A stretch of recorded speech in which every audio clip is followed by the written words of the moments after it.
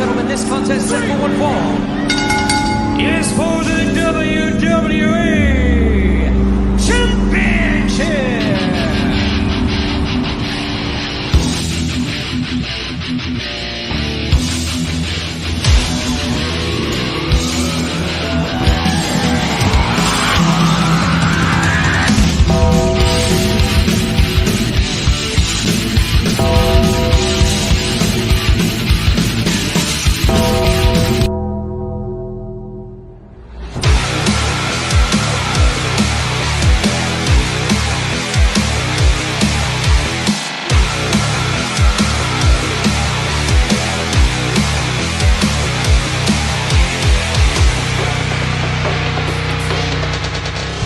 Life moves pretty fast.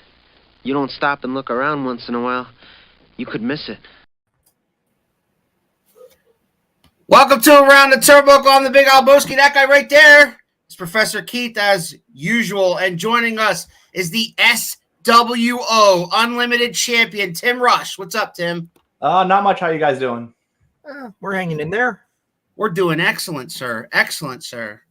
So, let's get right down to brass tacks here, bud. Like, where did you get involved with professional wrestling? Because every story's different. Some people watched it when they were kids, whatever, blah, blah, blah. But what's that story for you? Where did you kind of like, fall in love with this business? Because you wouldn't be putting your ass on the line in the ring all the time if you didn't love it. So when did that happen for you? That's a long, broad story there. So I loved wrestling as a kid. Like, me and my dad would watch it all the time. We'd go to, he'd give me tickets to shows here and there. Kind of fell out in, like, high school-ish, like a lot of people do. Then I got a job working at Lowe's, like, 2011-ish. And a bunch of guys there were just big wrestling fans. And I got close to them, so I started watching it with them. And then just found out, like, oh, hey, they run this, like, backyard fed. So, like, you know what? I don't have any hobbies right now. I got nothing better to do. I used to like this. So I jumped in doing it with them, had a ton of fun doing that. And then basically had a friend who knew Wolfman and got in with them, and Wolf, Ken, and Evan trained me, and the rest was kind of history. That was in 2015, I think, when I actually started training. So then been just doing this ever since.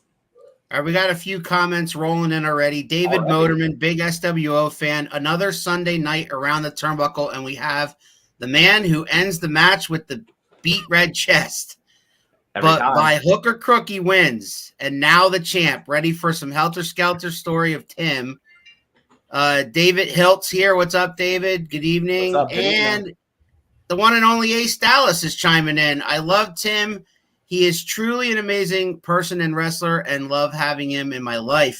Kill it, Tim. Nate's a liar. What about which part? That you're amazing, or that he loves having you in the life? Literally everything. Okay. There's not an ounce of truth in that. Wow. All right, man. So when did you have your first match? I'm presuming that's SWO, or was it somewhere else? SWO. I guess that was like summer of. I'm really bad with dates. Nate would probably know using that match. It was summer of 2015, and they just kind of threw all the new guys in the battle royal together. Went to the final four. Actually, went to the final two and lost in the end of that. So that was my debut match. I want to say it was August 2015, but I could be. Was that the infamous battle royal where a lot of guys all had their start? So it was Miami, Piranha, Ace Dallas, Piranha. Yeah. Yep, we've heard about that battle. And you were in that said battle royal. Yeah, it came down to me and Merrick Miami at the end, and then he chucked me out. There you go. Because we had a bunch of trainees all come in at once, and that was just kind of our big trial by fire, because not a lot of people stuck around too long after that. And then you mentioned that you started off as a baby face. Tell us about that. I feel like I just naturally give babyface vibes. I'm 5'6". I'm not a big dude. Right. So I was a babyface for the longest time, just kind of generic, fiery babyface, and it worked. And then they were definitely kind of getting a little stale with it, getting a little tired of it. I feel like there's only so much you can do in that role. So then, right when we came back from COVID is when Don decided, he's like, hey, I want you to go heel, see how it goes. And I want to say it took me a solid 6 months to really get it going and figure it out. And then once I got on a roll, I feel like I've been on like the top of my game lately. Yeah, I mean, you seem like a more natural heel to me. I mean, Keith and I have only been going to the shows for a few months, but from what we've seen, like you know, you seem, I don't know, it seems like that side of you is more, shall I say, prevalent than the other side of you. Like you love pissing them off. Yeah. I think it's fun because like in real life, I'm generally just a chill guy. I try to get along with everyone, so it's good to just be the exact opposite of myself, and I think that helps. Like it makes it easier to play that character when that character is so much different than who I am in real life. And then of course having Jared, having Trace Parker with me, he's been helping out a lot. I really like what we've been doing. I we have good chemistry together, and we have a lot of good baby faces for me to go against. So there's also a lot of fresh matchups because there's people that I've wrestled, like Sage Matthews. I've wrestled him a million times with him being heel and me being babyface, and now we're having to do it the other way around. Same with Alan. So that's always fun. Yeah, and when I first went to SWO, I had seen Dog Nation in 3WA as a heel team. Yeah. And then I come to SWO, my first ever SWO show, and they are like the top faces. And when they come out, and I'm like, what's going on here? Like they tried so hard to be heels, and our crowd just naturally gravitated towards them, and they love them. They're just too fun. Yeah, I keep saying Sage has that like Ricky Morton vibe. Like, yeah, if there were younger girls in that audience, I explain it to people that only have seen Dog Nation and 3WA, and what just amazing scumbag heels they are up there. And I'm like, down there though, like you got girls ready to throw their underwear at them. Especially you should go out to the bar with them and see how it goes. Yeah. I had the privilege of hanging out in Philly with him. I saw a little of that. Yeah. The scum dog isn't a gimmick. No, he's that guy. All right. So I have David Hilt says, my nephew loves Tim Rush since seeing him in 2018. I think Tim sucks. He can't win without Trace. Hopefully Ace Dallas. So much history with them. Well, a win's a win. That's all I got to say about that. I'm the champion for a reason. Doesn't matter if Tommy Parker helps me out or not. Tommy Parker, yeah. And that whole thing, I mean, the fans are really getting sympathetic to Trace Parker, which is that's going to be so good when that finally. And that's the cool thing about SWO. You guys like stretch out storylines versus some other places we've gone that don't really do that. Like they throw matches together. They might have a storyline for maybe a couple of shows, maybe 2 or 3 shows in a row, but SWO really has a build. Yeah, I feel like we do a really good job of just like listening to the fans. Like this storyline with Jared, like we're not just gonna do it whenever. We're gonna wait till the crowd is ready for it and wants to see that change. And that's with a lot of things. We'll just let it develop and let the fans dictate. Like that's like I said, they were getting kind of bored of me being a face, so we went heel with me. We didn't just do it for no reason at all, right? Or like out of nowhere. It was, hey, I've done everything I can do as a baby face. They've seen me do everything I can do as a baby face. Let's go heel. And for the SWO fans that are watching, do you have an injury report on Trace Parker? Because he took a pretty nasty bump to the head last show. He's doing all right. He had a ton of his whole face ended up swelling up. It's like it all swelled up here and then like drained down into his face. But now he pretty much he has like 2 black eyes right now, but nothing long term, no concussion. Because he went to the hospital that night and got a CAT scan and everything and said everything looked good, just really gross looking. Real nasty. That's good. That's great to hear. I know he had another close call at a 3WA show. Yeah. He's had great luck lately. He was more mad at himself when he came to the back because we're all going and checking on him. He just was so mad that he messed up. Right. And he'll only get better. I mean, the more he does, things. Yeah. Just turned 21. Yeah. He's just having an unlucky streak right now. Yeah. Right. And he'll iron out those wrinkles. He's very talented. And he's got natural charisma one way or the other. So I mean, he could do whatever he wants in this business if he sticks with it and gets better. Yeah, and one thing I see with him is I see his confidence growing, which is big. Like when you go in there nervous, that's when these things happen. But every time I see him, he's more confident and more composed. So that will, I think, help with a lot of these like bad luck things. So 7 years in SWO. Going on 8, do you have highlights that when you think back of these last 7, 8 years? highlights that stand out to you as far as Tim Rush goes? Any of my matches with Sage Matthews always stick out to me. Like, me and him just have that chemistry. We've done, like I said, we've done heel with him as the heel mostly. Then recently we've done me as the heel, and I feel like we always kill it. I remember like the first time me and him had a big match together. It was the main event of a show. I was the Uprising champion at the time. We went out the night before, and he was super hungover, and it still just everything went off without a hitch. Everything was fine. We killed it. When I tagged with Benny Slater as Blue Dream, we had a feud with Dog Nation. That was great. I had a lot of fun with that. We killed it. We did everything. So anything with Dog Nation or Sage Matthews definitely highlights for me. Keith and I have been on their bandwagon from the time we met those guys. They are consummate professionals and need to be signed by somebody. They absolutely do. They have all of the tools. They have the right training. They have the right attitude. They have the right abilities. I mean, and I don't say this trying to disrespect you, because I have all the respect in the world for your talent. I think you're more talented than you think you are, honestly. Thank you. But I mean, Sage could work with a broomstick. Yeah. And make it look good. He's that freaking good. He's very anal about his attention to detail is very spot on. But I've known Harrison, we yarded together back in the day, so I've known him forever. And I remember, we're all just sitting there screwing around in these people's backyards, just having fun. And he's like, yeah, I'm moving to Kentucky. I'm going to go train at OVW. And he wants to, he's got the drive. Yep. He wants it so bad. Yeah. And, it's pretty cool. It was pretty cool seeing him react to, I was with him at the Raw 30 WWE in Philly. Yeah. And it was to see him to react to certain people and support people like that, when he's a wrestler himself. It's pretty neat how he knows and respects these people are on TV for a reason. Yeah. And he wants to be there someday. And if he wants to be there someday, he wants to see how you get there. Now he's he's one of my favorite people to ever go to a WWE show with. He's so much fun. He gets so into it. He gets so into it.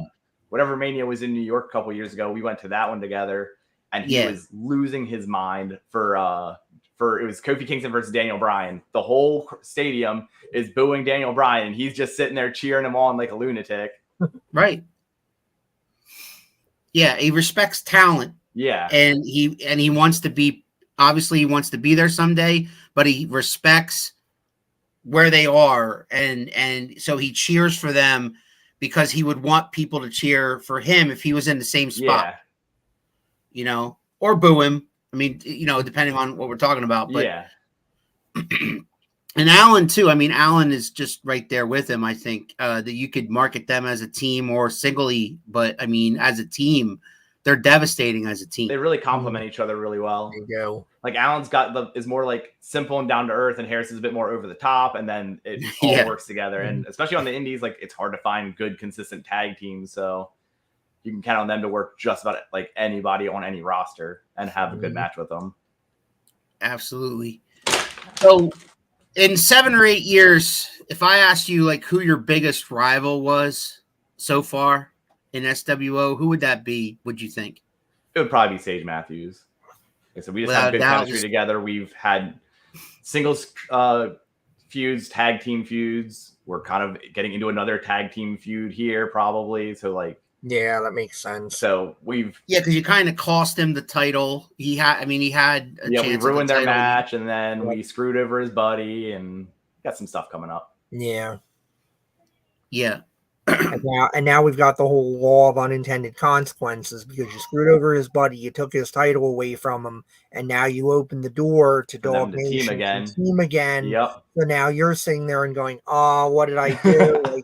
That's so great for you and what you do. Of crap, I opened Pandora's box. Yeah, pretty much.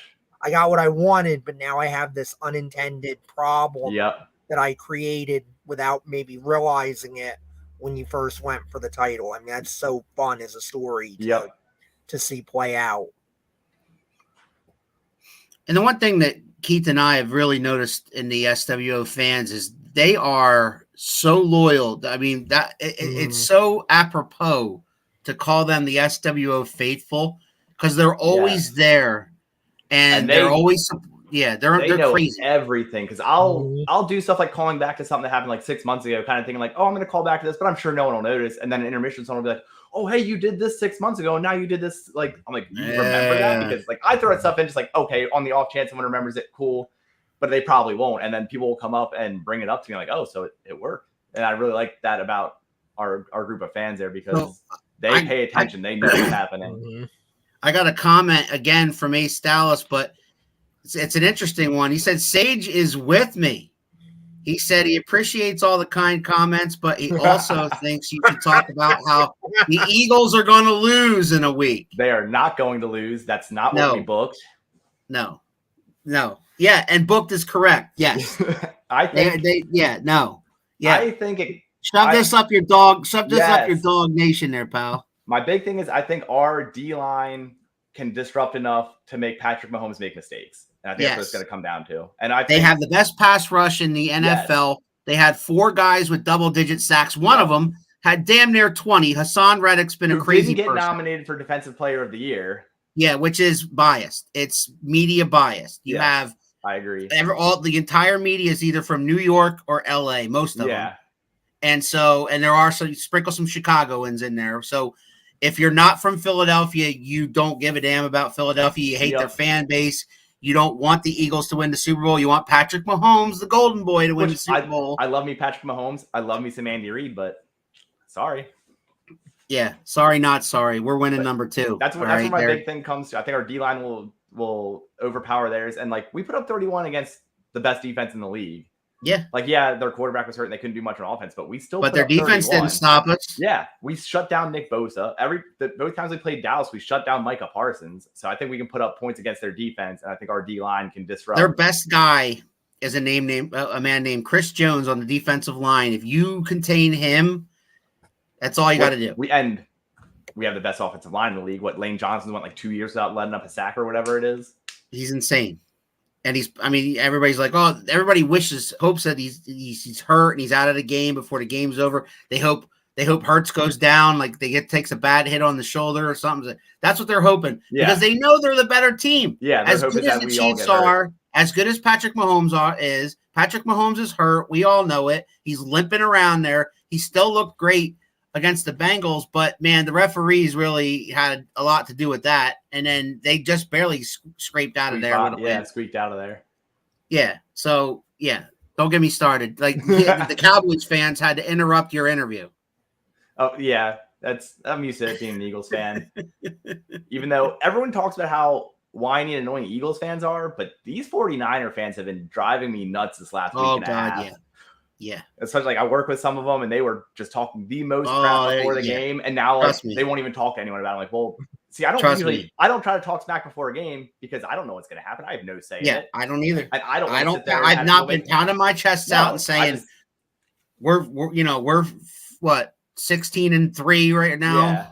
I give my honest opinion. I think we can win this game. Yeah, this is why. But I'm not going to be like, oh, we're definitely winning. The other guys are jobbers and we're going to crush them. I think it'll be close. I think it will be. I think it'll be close. I don't ever count out Patrick Mahomes.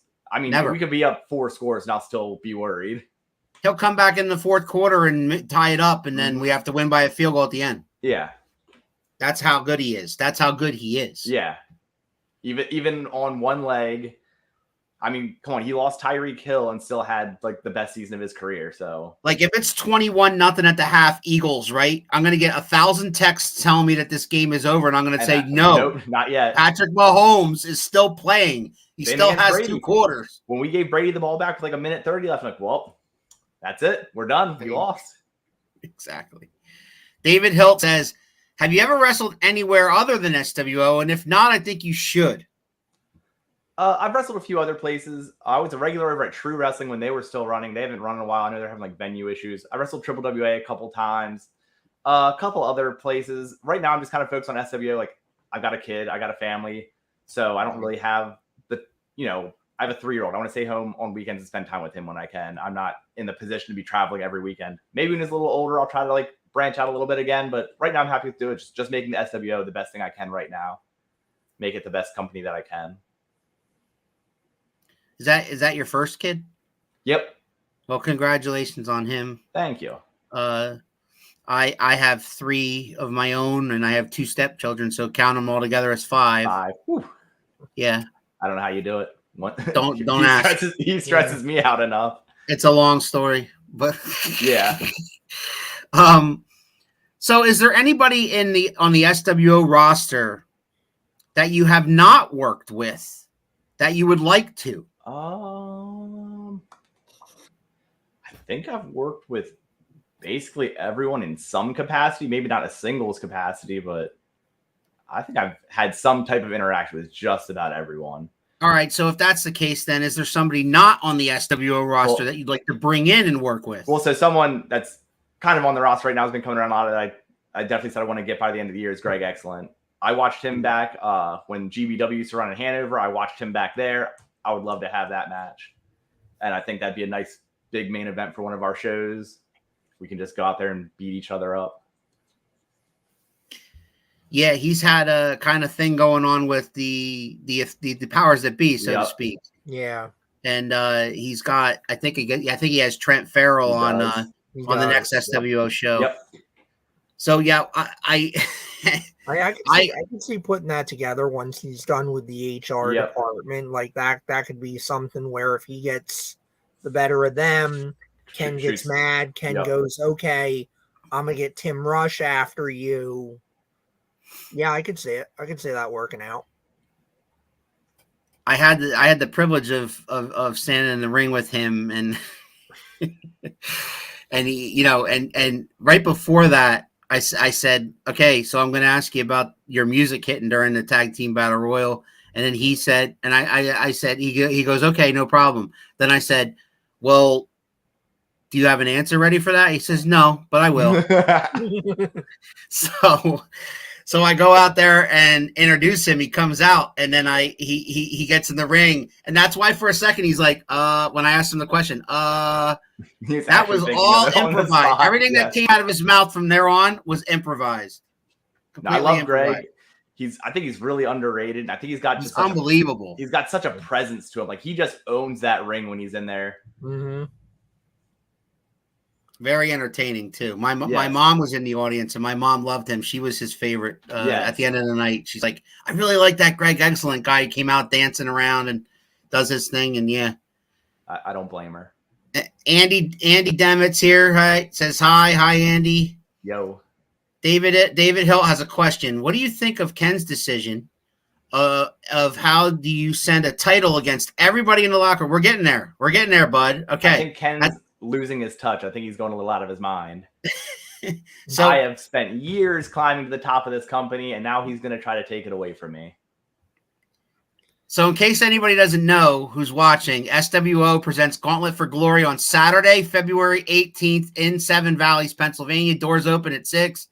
Bell times at 7. Tickets are $20 at the door. And this guy right here is defending his championship in the Gauntlet for Glory against 21 other people. So how do you feel about that? I feel cheated. Like I said, I have worked long and hard to get to the top of this company.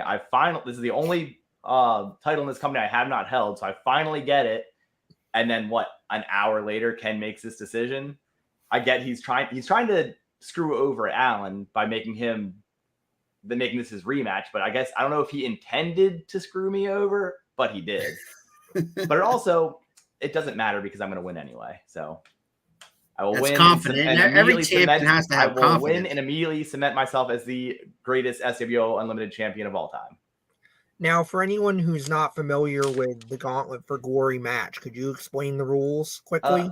Yeah, it is. This year is going to be SWO's 22nd anniversary, so we have 22 participants in it, and it is a Royal Rumble style over the top rope battle royal. Entrants will come in every 2 minutes, and then last man standing wins. So that's really a tricky situation for you as champion because you could draw unlucky number 1. You could have to go which I've done before.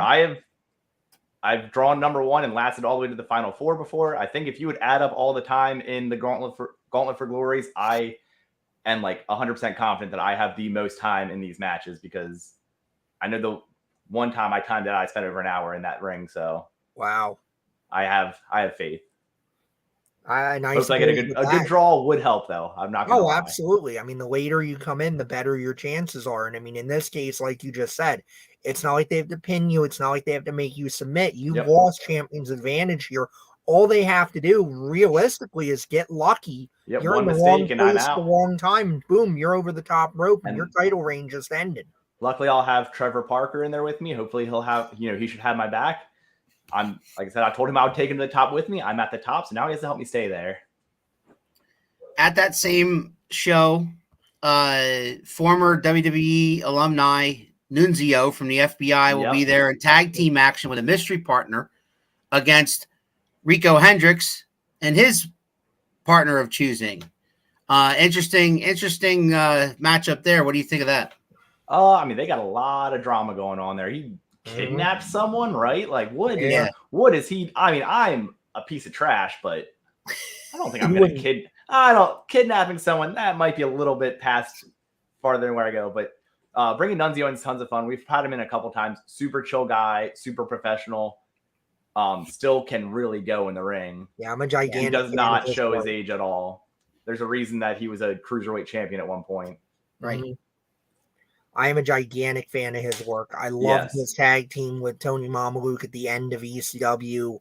Absolute highlight. I was lucky enough to go to the Hammerstein Ballroom for the second to last ECW pay-per-view, Nice. Massacre on 34th Street. So I got to see them against the Unholy Alliance, and it's still one of my favorite tag team matches ever. It was just unfortunate the way that it was lined up. We were on the floor and the front row kept standing up. Oh, And yeah. we're having to like get on the chairs, and we've To be got able to Atlas see. security there. It's like, you got to get off the chairs. Like, make them sit down. Yeah. Make them sit down. Like, well, can you be less scary so I feel okay about standing on these chairs that you're not going to kill me?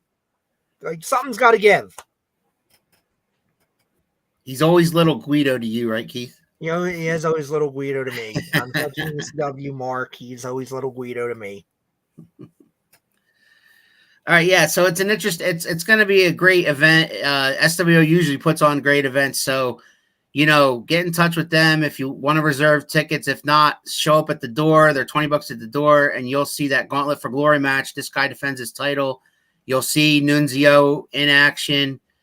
And you never know with SWO. I mean, it's going to be crazy. There is something I do want to talk about, Mr. Rush, that I myself am very worried about, and that is Ken Andrews intends on giving a staff review. Yeah. Said the referees, the ring announcer, etc. What do you make of that? I think that he's not happy. I think he thought everything was going to be hunky-dory when he took over ownership, and I think he realized how much work it's going to be, and I think it is getting to him. I think he's starting to crack. I think that's why he made this match. I think that's why he wants to do this. That's why he's bullying referees after matches. So, yeah, good luck on that. I don't think it's going to go well. I mean, personally, I think you're doing great, but I guess my opinion doesn't matter there. I appreciate that, but yeah. I'm a little worried about that. Yeah, someone in management myself, I agree with you. You get into it and you think like, oh, I'm going to change the world. I'm going to fix this. I'm going to fix that. I see where all the problems are. I see exactly what to do. And you get there and you start dealing with the personalities. You start dealing with the politics. You start seeing things that you didn't realize were there. And I mean, I'm just a middle management guy. He's the owner of the company. Yeah. Everyone thinks they can do it better. Everything. He's got everybody giving him late night phone calls and whatnot. Like, hey, can I change this match? Can I do this? Can I do that? Yep. Some people I've heard have tried to order food. Like, they've gotten confused about exactly what phone number they called. I don't know. He's got a lot going on. He's got a lot going on. But I mean, I don't know. He did this to himself. I don't feel bad. He did. Well, I gotta admit, I'm nervous. I've talked to Zach Carlucci and some others that are also on the hot seat, so to speak. So we're all kind of on pins and needles around here. Yeah. Well, you fire Zach Carlucci, I think we're all walking out. Yeah. Oh, no. Zach Carlucci is the best in the game right now. He's the best referee I've ever had with me, hands down. Yep. Yeah, absolutely. And everywhere he goes, he's got so much respect on the independent scene. He's very animated, and he's very humble too. When you talk to him, he's like, he doesn't want the attention that he gets. I mean, yeah, he's like he gets a pop from the fans. And you Because should. even they know, like, he sells everything perfectly. Like, anytime you need him involved, you can count on him to just sell it perfectly, to be there where he needs to be. His count is always consistent. I love his cadence. I always, it's perfect. He gives you, like, he does a good job, like, giving you enough time on the outside without, like, burying himself, basically. Like, he'll give you that count and he'll be stern with you, but he lets you do your thing. But I've seen him just straight up count people out because they were too dumb to get back in the ring. He will call it like it is, and I appreciate that. And he said, yes, he is, as in Zach Carlucci. Zach Carlucci is a man. He's also, like, he's one of the people that every time after my match, I'm always asking him, hey, did you see it? Especially if he's reffing my match, I always ask his opinion. I really respect him. Yeah, same thing with me at the end of the show. I'll see him in the back, and I'll be like, he's one of the first ones I go to. Yeah, and they'll tell you how it is. If he hates it, they'll tell you. If he likes, also an Eagles fan too. Gotta love him for that guy. Can't say enough good things about Zach, because you're right. Everything you said, he is so good at his job. He absolutely. I know Andy just put through a comment. Zach should get a trophy. Yes, he should. He should get a trophy. Respect everywhere. I mean, he is a referee's referee. He absolutely. You can see those, Keith. You can see those before they come up. I can actually look on here with the since I got the laptop here now. I can see the chats and stuff. So I think you're still in control of all of that. But no, I am. But I before, when you used your phone, you couldn't see the. Yeah, I couldn't. Yeah, I was gonna say you couldn't see the. That's cool that you could see the comments before they come up. We're getting high. I'm getting high tech over here. Actually, I could probably bring them up on my second monitor. Soon I will just sneakily take over. Long range plan. So Tim, we've talked about your current situation in SWO. We've talked about Ken Andrews. We've talked about Dog Nation, etc. Is there other talent in SWO that you kind of see stand up, maybe up and comers? Like the first names that pop in my head is the tag team champions. That's exactly what I was gonna say. Mitch has come so far so quickly. I've had a couple times to work with Greg. We had one singles. I want to say we were in a tag match together too. And I had tons of fun with him. And they're meshing well together. They're getting good reactions. They're putting on good matches. They're definitely my top up and comers. Yeah, I mean Tim's killing it over in 3WA too. He had an amazing triple threat main event at the last show with Allen and. Oh, I hate when I do this. I'm blanking on who the third man was. Oh, it was Tommy Vex. Tommy Vex is awesome. Oh my God, Tommy. Someone else. Okay, there's someone that I think I've worked like one random 4-way with him like 3 years ago. I would love to have a singles program with Tommy Vex. I think he is outrageously talented. Oh, he's awesome. And again, someone who's a heel basically everywhere, and our crowd just loves him. They eat it up. I would love that dynamic. Right. And I mean, and the heel thing works for him everywhere else because Mary usually gets herself involved and things like that. And but over their dealings with the goons, have really made the crowd love when they come out. They love when they come out, So Full Throttle, good choices there. Tommy Vex, of course. The talent pool in SWO is awesome. And I know that a lot of them have dreams of moving on and going other places, but some of them are just happy doing what they do. Yeah. We've got a good core group of guys, but then even people that like SWO isn't necessarily their top priority, like they're doing other things, like they still they always talk about how much fun they have there. And it's very rare that I hear bad things like about the company from other people. People that come in, some people that just can come in occasionally because they have a million other things. They always have fun. They always talk about how much they enjoy it, and that makes me happy. I'm just I feel like we have a really good locker room, a really good group. Everyone gets along. It's pretty rare that there's you always hear about locker room drama, and I think it's pretty rare that we have anything serious. Absolutely. And again, if you just join us, SWO presents Gauntlet for Glory on Saturday, February 18th. Doors open at 6, bell time is at 7, and this guy is the SWO Unlimited Champion, Tim Rush, and he's defending that title in the Gauntlet for Glory match against 21 other opponents. Do you know some of the names, or are you not sure of some of the names in that Gauntlet for Glory? Because we know you're in it. We haven't really heard other names. I don't know how much is confirmed, but I mean, you can expect basically the whole roster is going to be coming for me, and I don't blame them for that. If I had that opportunity, I would do the same thing. Mm-hmm. But the thing is that I'm better than them, so it won't matter.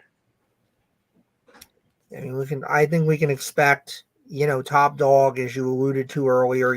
This is his rematch, so yeah, he will definitely be in there. So I'm sure he'll bring Sage Matthews with him. I will have Travis Parker with me. So, what if Dog Nation Keith is 1 and 2?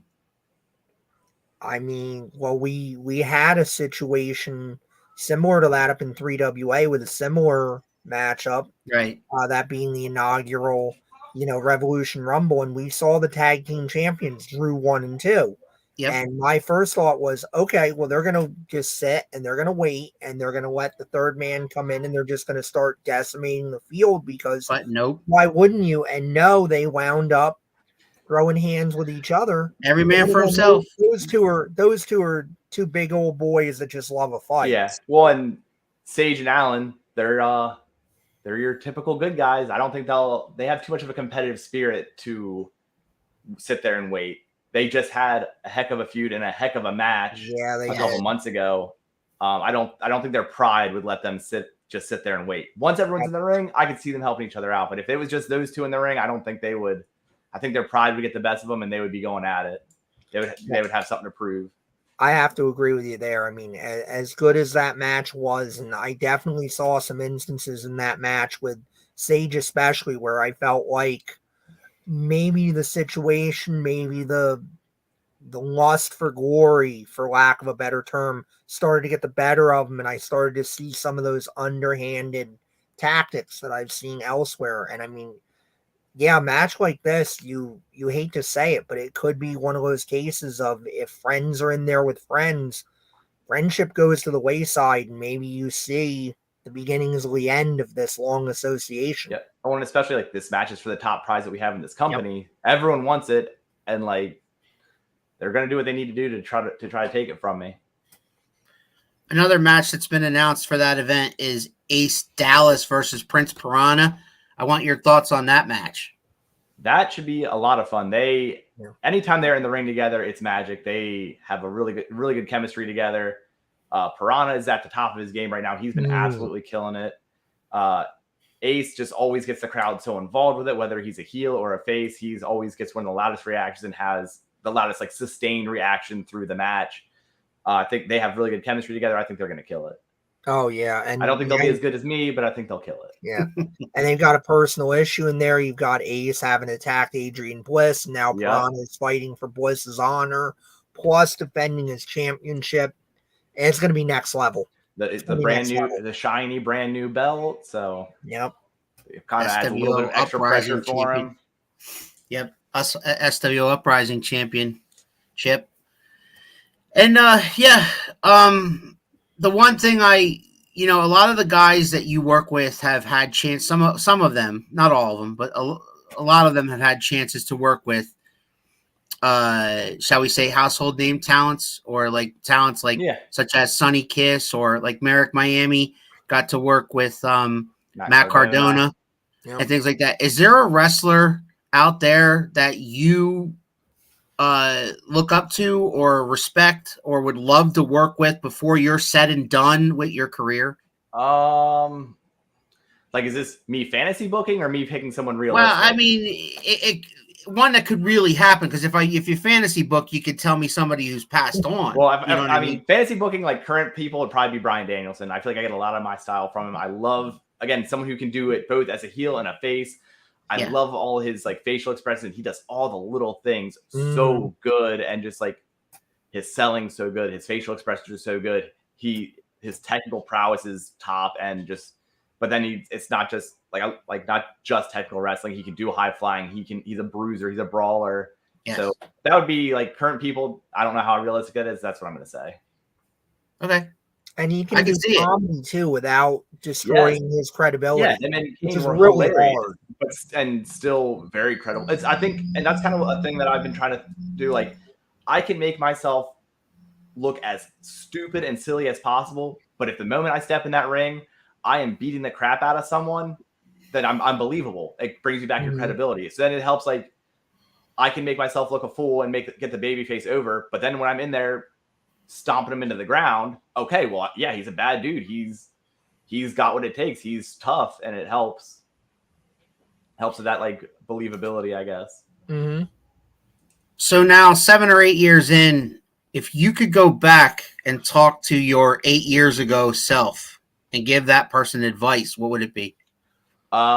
Just to be confident. I spent a lot of time. I'm kind of a reserved guy anyway. So just being in front of that crowd and trying to, like, things would definitely be awkward. Just like, it took me a while to get that mindset of, once I'm in that ring, I just need, I have that mindset that, I know this isn't necessarily true, but once I'm in that ring, I just think I'm the best one here.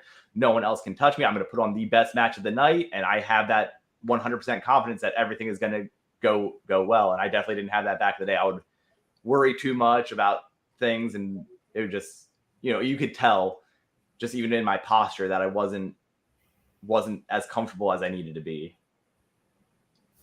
One thing I've seen being there live, and this was before I started ring announcing there, was as a fan sitting in the ring, sitting in the audience, is that you get a reaction on almost everything you do, and that can't be taught.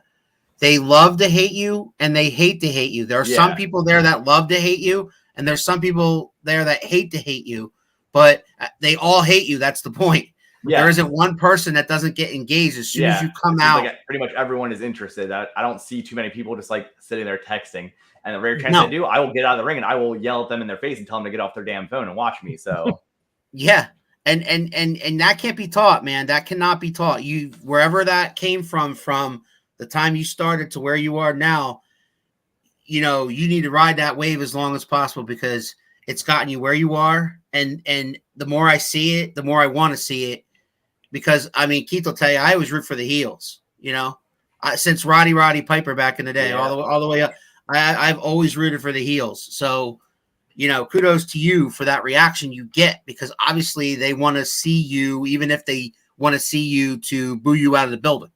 Yes. And I try to also use that, like, every time I'm in the ring with someone, I'm trying to also elevate them as much as I can too. So me getting that good heel reaction then makes it easier for the babyface to get a good babyface reaction, which then just makes that back and forth that much better. If they're sitting there booing me as soon as I enter the ring, then as soon as that babyface gets up on me, they're on their feet cheering, and it makes them hopefully care about everyone else. I got a comment here from Big Bob Bushman. And he says, oh, hell no. Sage is 100% wrong. Yes. Tom Brady lost, not the Eagles. They sent him packing. I agree. He must have caught up, right? He must have went back to, he's like, oh, wait a minute. Look at these comments. Someone was smack talking the Eagles. Well, Sage and Ace Dallas always smack talk the Eagles. They hate the Eagles. And to be fair, the beginning of the season, I was like, we'll go 500, might make the playoffs. I think we have a good base. I did not expect this. I'm not going to lie, but I'm not disappointed. To me, Howie Roseman did it again. Howie Roseman is a genius. I don't know why they ever thought giving He's the best Kelly GM in the league. GM role was a good idea, because I guess long term it ended up well, because that decimated our team for 4 or 5 years of just rebuild. But Howie, he literally picks up a pack of gum off the street and trades it for number one receivers. He saw we were having trouble stopping the run, so he picks up Ndamukong Suh and Joseph and plugs up the middle. He signed Hassan Reddick on the offseason. He signed A.J. Brown, which the Titans were stupid. Steal. What we basically steal. Did we just swap them first rounds and one other picker? And we just draft swapped picks. First round. Yeah, we just have draft picks for the guy. I didn't know much about it. How often do I watch a Titans game? I didn't know much about him, but I have friends. One of the top receivers in the league. Who's like, oh man, you guys got to steal. I'm like, oh, we'll see how he is, and he has blown my mind. He's awesome. Fantastic. And Jalen, they didn't expect. I'm sure even the Eagles didn't expect him to make the leap that he did from last year. I don't think I've ever seen a leap from 2 years of a quarterback. He's just, because I remember last year he was really big on if that first read's not there, he was taken off, and I would love to see a stat of how many times he's hitting different reads. I don't know if they keep track of anything like that, because I feel like that's what's progressed the most. Because last year it was first read or run pretty much, and he'd be missing. Sometimes he would miss people wide open because he just didn't look that way. Bob has another comment. He says Brady should go to the Cowboys. They both suck, so it'll be the perfect fit. Fly, Eagles, fly. I actually disagree with that. I think Brady to the Cowboys would be scary. But then I think Brady should stay retired. I think this is retiring number 2. Yeah, I think he's going to this time. I think he will. I think he definitely. This is like the first year he showed his age. So the best part about the Cowboys and the Cowboy fan base is they actually believe in Dak Prescott. I think Dak's okay. I think he's solid, but he's not. But I think part of their problem too is that their coaching is mediocre. So like, you have an okay quarterback and an okay coach, and I think that no matter how much talent they have right now around them, this is about as far as they're going to get. I think they got a better crazy GM it's with a better like coach combination. I think Dak could be better, and that they would be a bit scarier. But yeah, I think same way they had Jason Garrett and Tony Romo. Tony Romo was really solid, pretty good, but Jason Garrett was just so mediocre that they never could get over that hump. So yeah, keep your faith in your $100 million quarterback. He's awesome. Yeah. So the last thing I got for you, man, is if you could send a message out to your opponents for the Gauntlet for Glory matchup while you defend your championship on Saturday, February 18th in Seven Valleys, what would that message be? That message is that you guys better be bringing your A game, because I will, because I always do. Like I said before, I think in this company, I've spent more time in Gauntlet for Glory matches than anyone else. I have more experience. I'm tougher than everyone else. So they just, like, I'm not scared. They should be scared of me when they step in the ring. If I'm in that ring, I'm throwing them out. I don't care who it is. I don't care how big they are, how small they are, how good they think they are. That I've worked too hard for too long to bring this title home. I'm not letting it go this easy. Professor, before we address our final subject, do you have any question that you didn't get a chance to, or I didn't get a chance to ask Mr. Rush? No, I don't think so. I mean, Tim's been so great forthcoming, and the fans have asked some great questions too. I can't think of anything that I had to ask that wasn't asked. You got it. All right, fans. Earlier this week, the wrestling world lost another one, and we were all still kind of hanging up on the loss of Jay Briscoe. And then we got the news that Leapin' Lenny Poffo, the brother of the Macho Man Randy Savage, passed away at the age of 68. Professor, would you like to say a few words about Lenny Poffo? Yeah, I think most people know Lenny Poffo is the genius. I would encourage you to go back and watch some Leapin' Lanny. Really underrated, and I mean that's going to happen when your brother is Randy Savage. When you have a sibling that is as larger than life as he did, but Lanny was a guy that's super talented in the ring. One of a true gentleman of wrestling. I haven't read a single bad thing about Lanny ever. And certainly not this week. I've seen tributes pouring in of people going, I hope this isn't true. I can't believe this is true. Right. He was so good to me. I met him at a convention, or I met him here, I met him there. And he sat with me and he talked with me, and he didn't know me from Adam, and he would have a 20-minute conversation with me. For me personally, Al got me a cameo from Lanny not too long ago. You guys have all seen that. And if you haven't, you can go on our Facebook page and check it out. It's right there.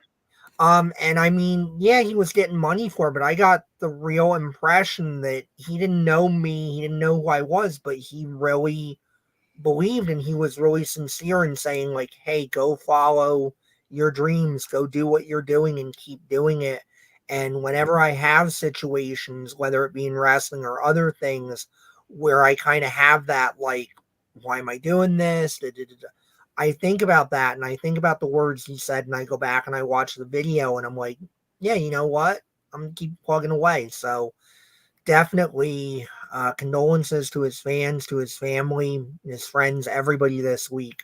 We're grieving with you. This one sucks.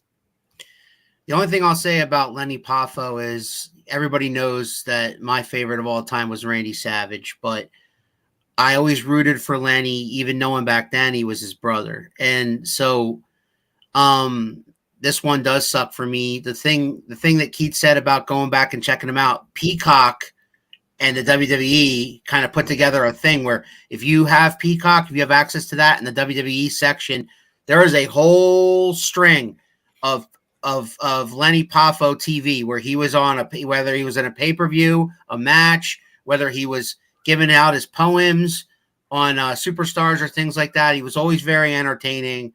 I'll never forget WrestleMania where he came down with Mr. Perfect against Brutus the Barber Beefcake and kind of got a haircut for his efforts. I'll never forget when randomly he looks right into a camera, and I believe it was an episode of Superstars of Wrestling where he went through the entire president, starting from Washington all the way up to George W. Bush. He spat them all off in order. And, and Bobby the Brain Heenan goes, and you say that guy's not a genius? he was exactly that. So, again, I'll echo Keith. Condolences to his family and his fans around the world. We will miss you, Leapin' Lenny Poffo. Mr. Rush, you have any closing arguments, statements, or otherwise that we didn't cover? I think we pretty much covered everything, but just anyone in the area, check out SWO on, oh God, I'm bad with dates. Let me pull up my calendar. February 18th. February 18th. Doors open. It's at the bottom there. Doors open at 6, bell time 7. We always put on a hell of a show. You'll definitely get your money's worth. We got a lot of good stuff going on. You might see me get fired. Hey, if anything, if you want to see, you might see me get fired. So that's worth the price of admission alone. I mean, yeah, if I was a betting man, I'd bet on that. So yeah, there you go. I'll do my best, though. I'll do my best not to. But, if he tries to have me join, the Ken Andrews Kiss My Ass Club, well, then I'm out. I'm leaving. He says that now, but. Nah, he'd be puckering up. Yeah. We'll see how it goes. So that's Saturday, February 18th. Doors open at 6. Bell time 7 at Seven Valleys Firehouse in Seven Valleys, PA, right across from the Valley Tavern there. And you guys always have a good time, always put on a great show. And this man, the SWO Unlimited Champion, will be defending that championship in the Gauntlet for Glory match. You don't want to miss that. Well, man, that's all we got for this episode of Around the Turnbuckle. Tim, don't go anywhere when we go off the air. Professor, do you know who we have next Sunday on the hot seat? And by the way, next Sunday is Super Bowl Sunday, so we are doing it an hour earlier so we don't go into the Super Bowl. So we're doing it at 5, not 6. Yeah, because God knows we're not keeping anybody's attention. No, we're not keeping anybody's attention during the Super Bowl. You don't think you can compete with that? No, so 5 o'clock, 5 o'clock Eastern time, we will have, do you know? I don't have the schedule in front of me. We will have the thespian J.S. Hawthorne right here on the hot seat. He is of AXW fame. He is of all over the independent scene in New Jersey, Pennsylvania, New York. And most recently, he got invited down to Orlando. So we're going to talk about that. He is branching out, and his plans in the very near future is to go out and wrestle in Europe. He wants to go wrestle in Europe. So that's pretty kind of cool. We're going to talk to him about that too. So next week, right before the Super Bowl, 5 o'clock, Around the Turnbuckle, right here on this channel, the thespian J.S. Hawthorne will be in this hot seat. Professor, you got any parting gifts before we leave? I just want to thank Tim for his time and being such an excellent guest for us. Thank you guys. I had a lot of fun. Yeah, it's always a good time. And I want to thank the fans, as always, for tuning in and having their comments or just sitting and watching if they didn't feel comfortable commenting. Absolutely. We love everybody for your support. If you haven't yet, subscribe to our channel, and you'll get all the interviews we've done over the past almost now 3 years. Everybody from somebody who's been in the business for 5 or 6 months to people who have been in the business, WWE Hall of Famers. So check us out on YouTube and subscribe, and you'll get everything we get. And you'll get next week J.S. Hawthorne right here, right on Around the Turnbuckle for the SWO Unlimited Champion Tim Rush and the Professor. I am the Big Al Boski. We'll see you guys next Sunday, 5 o'clock on Around the Turnbuckle. You think you know me.